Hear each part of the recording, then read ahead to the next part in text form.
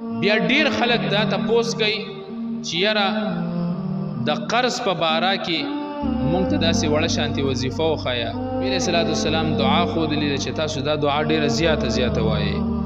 اللهم اکفني بحلالک عن حرامک واغنني بفضلک عمن سواک.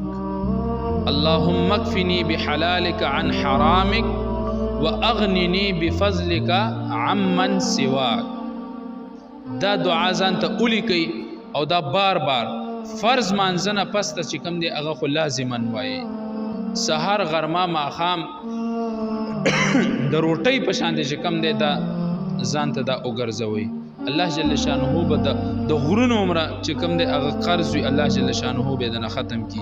خو لیکن دا وظایف دا نبوي وظایف دي.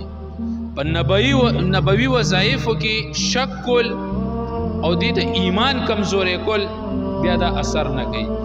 دا به په دې نیت باندې کې چې یاره دا که اثر کوي او که نه کوي دا محمد رسول الله صلی الله علیه وسلم ښودلي دا به زه لازما او چې محمد رسول الله صلی الله علیه وسلم یو وظیفه وښیي د هغوی یو طور طریقه الله جل شانه په هغې کې د دنیا او آخرت کامیابي ایښې ده.